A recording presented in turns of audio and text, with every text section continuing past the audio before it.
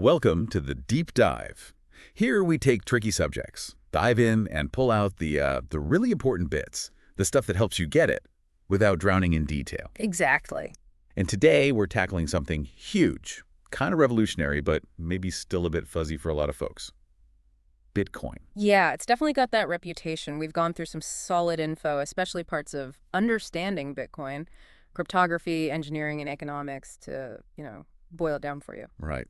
So our mission today, and hey, you're already on board just by listening, is to give you a real handle on Bitcoin fundamentals. We mean how it actually works, the tech behind it all, and, its whole potential idea as digital money. Think of it as the fast track. Exactly. Your express lane to understanding Bitcoin. Okay. Let's get into it, starting with, I think, the really core part. The cryptography. That's what makes it all secure, right? Absolutely. That's the bedrock. Bitcoin relies heavily on something called public key cryptography. It's what lets people make secure transactions without needing, like, a bank in the middle. Okay, public key, private key. I hear these terms thrown around. How do they, actually function? Okay, think of it like this. Your public key is like your email address or maybe a P.O. box address. Anyone can use it to send you Bitcoin. Right, send to me. Exactly. But your private key, that's the secret password. Only you have it, and you need it to actually open that P.O. box, or in Bitcoin's case, to authorize sending Bitcoin from your address. Ah, okay. So Yeah. Public to receive, private to send or control. Makes sense. Anyone can look at the public key and verify a transaction came from that address, but only the person with the private key could have actually made the transaction. Gotcha. Now, hash functions. That's another big one. What role do they play? Hash functions are super important. Think of them like a super efficient shredder, but for data. A digital shredder. Okay. Yeah. You feed it any data, it could be tiny, it could be huge, and it spits out a short, fixed-size string of characters. That's the hash. It's unique to that specific data. Unique fingerprint, kind of. Exactly, a digital fingerprint. And the key thing is, it's basically impossible to take that hash, that fingerprint, and figure out what the original data was. One-way street. Totally. And it's also incredibly hard to find two different pieces of data that somehow produce the same hash. These properties are crucial for locking down the blockchain. Once something's in and hashed, changing it messes up the hash, making tampering obvious. Okay, so those fingerprints lock the history. Makes sense. Then there are digital signatures. You mentioned ECDSA. Right, ECDSA. That stands for Elliptic Curve Digital Signature Algorithm. It's how you mathematically prove you own the Bitcoin you're trying to spend. So it's like signing a check, but digitally. Pretty much. Your wallet software uses your private key to create this unique signature for a specific transaction. Then, anyone on the network can use your public key to check that the signature is valid. And that confirms it was really me without me ever showing my private key. Precisely. The magic is verifying ownership without revealing the secret. Now, I remember reading something about needing a new random number for every single signature. Why is that so critical? Oh, that is absolutely vital. Seriously. If you reuse the same random number, even once, with the same private key for two different signatures... Uh-oh. Yeah. Right. Mathematically, it could allow someone to actually calculate your private key from those two signatures. Wow. So one slip-up could expose everything. Exactly. That's why generating a fresh, unpredictable random number every single time is a non-negotiable part of the security process. Keeps the private key safe. Man, the cryptographic details are really something else. And it all relies on elliptic curve cryptography. It sounds complex. It is based on some pretty advanced math, yeah, elliptic curves. But the beauty of ECC is that it gives you really strong security without needing super long keys, which is more efficient. More bang for your buck, security-wise. You could say that. And the specific hash function used for block creation and that proof of work thing we'll get to, that's SHA-256, another industry standard, very robust cryptographic tool. SHA. 256. Okay, like the specific model of digital shredder Bitcoin uses. Got it. And one more crypto piece, Merkle trees. Ah, Merkle trees. Yeah. They're actually quite clever. It's a way to efficiently bundle up all the transactions within a single block. How do they work? Okay, imagine you hash every single transaction in the block individually. Then you take pairs of those hashes, combine them, and hash that. Then pairs of those hashes, and so on. Hashing hashes. Until you end up with just one single hash at the very top. That's called the Merkle root. It acts as a secure summary, like a fingerprint for all the transactions in that block. And what's the advantage of doing that? Efficiency, mainly. Yeah. Especially for things like mobile wallets. They don't need to download every single transaction in a block to check if one specific transaction is included. They just need the local root and a small part of the tree, a sort of branch, to verify it. Clever. Saves bandwidth and processing power. Okay, so cryptography is the foundation. But Bitcoin's also famous for being decentralized.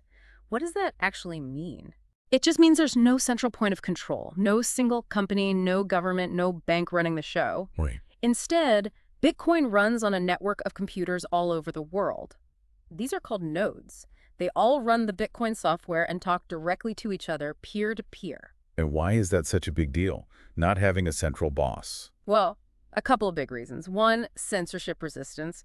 It's really hard for any single entity to just block transactions they don't like. Makes sense. No single throat to choke. Exactly. And two, resilience. Yeah. There's no single point of failure. If some nodes go offline, the network just keeps running. Decisions about changes or upgrades happen through consensus, basically.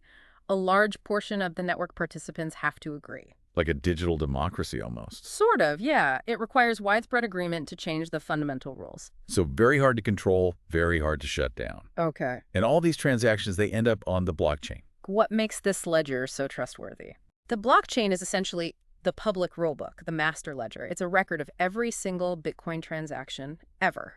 And it's built block by block, chronologically. And these blocks are linked somehow? Yeah, that's the chain part. Each new block contains a cryptographic hash. Remember those fingerprints of the block that came right before it? Huh. Linking them together. Right. It creates this strong chain going all the way back to the very first block. Because they're linked with hashes, and because adding a new block takes a lot of computational work, the proof of work changing anything in an old block is incredibly difficult. Oh, difficult. Because if you change even one tiny detail in an old block, its hash changes, which means the hash stored in the next block is now wrong.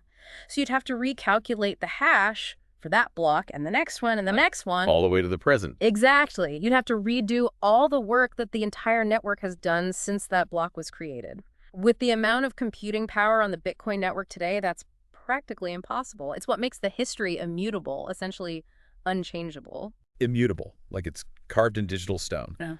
So how do we actually use Bitcoin? That's where wallets come in, right? Exactly. Wallets are the tools you use to interact with the Bitcoin network. They manage your keys, those public and private keys we talked about. Do they actually hold the Bitcoin? That's a common misconception. No, Yeah. the Bitcoin always exists on the blockchain itself. Wallets hold the keys that give you control over your Bitcoin addresses on that blockchain. Okay. Keys, not coins. Right. And when you want to send Bitcoin, your wallet uses your private key to create that digital signature we discussed, proving you authorized the payment. And I hear there are different types. Software, hardware. Yeah, lots of types. Software wallets run on your computer or phone. Hardware wallets are physical devices, usually look like USB sticks, designed to keep your private keys super secure offline. And deterministic wallets. What's that about? BIP32. Right, hierarchical deterministic wallets, or HD wallets, based on a standard called BIP32. This was a huge step forward for usability. How so? Well, in the early days, you might have had lots of individual private keys to manage and back up. Super messy, easy to lose one. HD wallets generate a whole structure, a whole tree of keys, all from one single starting point, a seed. A seed, like a master password. Kind of. It's usually presented as a sequence of 12 or 24 random words. This seed phrase is all you need to back up. If your wallet gets lost or destroyed, you can use that seed phrase in another compatible wallet to regenerate all your keys and recover access to all your funds. Wow. Okay. That sounds way better than juggling individual keys. Huge improvement. Massive improvement for user experience and backup security. It's pretty much the standard now. And you also mentioned more advanced things. Multi-signature and Shamir secret sharing. Yeah, those are for higher security needs. Multi-signature, or multi-sig, means you need more than one key to authorize a transaction, like needing 2 out of 3 specific keys. Like a joint bank account needing 2 signatures. Exactly like that. Good for businesses or shared funds. Shamir secret sharing is different. It lets you split a single private key into multiple pieces called shares. Split it up. Yeah. You might need, say, 3 out of 5 shares to be brought together to reconstruct the original key. Good for backups or group control where you don't want any one person holding the whole key, and you can tolerate losing some shares. Interesting security options. Okay, so wallets manage keys, blockchain records transactions. But how do new Bitcoins get made, and how is the network secured against, like, bad actors? That's mining. That's mining, exactly. Mining serves two main purposes: validating new transactions and adding them to the blockchain and creating new Bitcoin. How does it work? Are they actually digging? No digging. Miners use powerful computers to solve really complex but ultimately pointless mathematical puzzles. It's a race. A puzzle race. Yeah. The first miner to find the solution gets the right to bundle up the latest batch of pending transactions into a new block, add it to the blockchain, and as a reward, They get paid. they get paid. They receive newly created Bitcoin, this is the block reward, plus any transaction fees people included with their transactions in that block. This whole process is called proof of work. Proof of work. Because they have to prove they did the computational work. Precisely. It makes it expensive and difficult to add blocks, which secures the network. Why? Because trying to cheat, like adding invalid transactions, means your block would be rejected by everyone else and you'd have wasted all that computing power and electricity for nothing. So the cost incentivizes honesty. That's the idea. The difficulty of the puzzles also adjusts automatically to keep blocks being found roughly every 10 minutes, no matter how much computing power joins the network. But I have heard that proof of work uses a lot of energy. That's a downside, right? It absolutely is. That computational work is energy intensive. The environmental impact of Bitcoin's energy consumption is a major point of debate and criticism, and something the space is definitely grappling with. Okay. Now, something that seems key to the whole trust aspect is that Bitcoin is open source. Why does that matter so much here? It matters hugely. Open source means the actual code, the software that runs Bitcoin, is public. Anyone can look at it, review it, check for bugs or hidden nasties, even suggest improvements. Total transparency. Right. In a system without a central authority you need to trust, being able to see exactly how it works is critical for building that trust. It also means development isn't controlled by one company. It's a global, decentralized effort. The community is constantly auditing the code in a way. Community security audit. Makes sense for a trustless system. Okay, let's switch gears slightly. Tracking ownership. I read about UTXOs, unspent transaction outputs. Sounds technical. It is a bit different from how your bank account works. Think about cash in your wallet. Okay. If you have a $20 bill and you buy coffee for $5, you get $15 back in change, maybe a $10 and a $5 bill. Those are like unspent outputs you can use later. So Bitcoin works like digital cash in that way. Essentially, yes. Instead of a single account balance that goes up and down, your Bitcoin balance is actually the sum of all these individual chunks of Bitcoin UTXOs that you control and haven't spent yet. Every transaction uses up some old UTXOs as inputs and creates new UTXOs as outputs, either as payment to someone else or as change back to you. So it's like managing a collection of digital coins and bills rather than just one number in an account. Exactly. This UTXO model has some interesting side effects. It can potentially be better for privacy because it's harder to link all UTXOs to one person. It might also help with processing transactions in parallel, which helps scalability. And it makes auditing the total Bitcoin supply very straightforward. It's different from systems like Ethereum, which mostly use an account balance model, more like a bank. Interesting difference. Okay, we've covered a lot of the how. But the big question for many is Bitcoin actually money? Can it be? The sources talk about medium of exchange, store of value, unit of account. Yeah, those are the classic functions of money. Let's break them down for Bitcoin. Okay, medium of exchange, using it to buy stuff. Right. Can you use Bitcoin to buy goods and services? Yes, increasingly, especially online. But it's not everywhere yet. Things like transaction fees, which can fluctuate, and confirmation times can sometimes make it a bit clunky for, like, buying coffee. Though technologies built on top of Bitcoin, like the Lightning Network, are trying to fix that, make it faster and cheaper. Okay, so work in progress there. What about store of value, the whole digital gold idea? That's probably Bitcoin's strongest narrative right now. The argument is it has a strictly limited supply. Only 21 million Bitcoin will ever exist. Fixed supply, unlike regular currencies. Right. Plus, it's decentralized, hard to seize, relatively easy to transport digitally. So the idea is it could hold its value or even increase over the long term, like gold has historically. There's always a but. The but is volatility. The price swings wildly sometimes. That makes it risky as a store of value for people who might need the money soon or who can't stomach big drops. Is it storing value if it drops 30% in a month? That's the debate. Yeah, that volatility is a killer for everyday use, too. Which brings us to unit of account, pricing things in Bitcoin. Very few things are actually priced in Bitcoin day to day, again, because of the volatility. If the price jumps around so much, how do you price a salary or a loaf of bread? It makes planning really hard for businesses and individuals. So for it to really work as a unit of account, the price needs to stabilize Yeah. a lot. Pretty much. It needs much wider adoption, much less speculation maybe, and more stability. Scalability improvements and steady demand growth would help too. So potential in all three areas, but still facing significant challenges. Got it. Potential, but hurdles remain. Right. Finally, let's just zoom back out to that core idea. Decentralization. Yeah. How different is this model from, say, our regular banking system? Fundamentally different. Traditional finance is built on intermediaries, banks, credit card companies, payment processors, central banks, regulators. They all sit in the middle, verifying, settling, controlling. Gatekeepers. Gatekeepers, exactly. Bitcoin aims to remove them.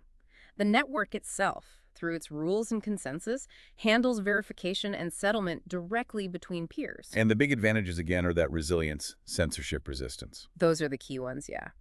Especially powerful in places where the traditional financial system is unstable, inaccessible, or, frankly, oppressive. Bitcoin offers an alternative outside of that direct control. But it's not all sunshine and roses. Decentralization has downsides, too. Oh, sure. Governance can be messy and slow. Who decides on upgrades? How do you coordinate changes across a global, leaderless network? And dealing with illicit use is harder without a central authority to, police things and enforce rules directly. Scalability has also been a persistent challenge, handling lots of transactions quickly. Trade-offs, like with anything. Okay, wow, we've covered a ton. The crypto foundation's keys, hashes, signatures, Merkle trees, the decentralized network, the immutable blockchain ledger. Wallets for managing keys, including those HD wallets. Mining for security and creating new coins via proof of work. The importance of open source code, that UTXO model versus account balances. And Bitcoin's journey, its aspirations and challenges in becoming actual money medium of exchange, store of value, unit of account. Plus that core difference between decentralized and centralized systems. Hopefully that gives you, our listener, a really solid framework for understanding what Bitcoin is all about. Yeah. At its core, it's this really interesting blend of cryptography, network engineering, and economic incentives. The way proof of work secures the chain while also controlling the supply of new coins is quite elegant, even with its downsides. And the evolution in how we handle keys shows ongoing progress. So that leads us to our final thought for you to chew on. We've talked a lot about the tech, the how of Bitcoin. But thinking bigger picture, given everything we know about how these decentralized systems work, their strengths and weaknesses, what do you think are the biggest real-world opportunities and maybe the scariest challenges that this whole idea of decentralization presents? Not just for Bitcoin, but for finance, for information, for, well, anything. What does that future actually look like? And what hurdles do we need to overcome beyond just the tech? That's a big question. Definitely something to think about. Absolutely. Thanks for diving deep with us today.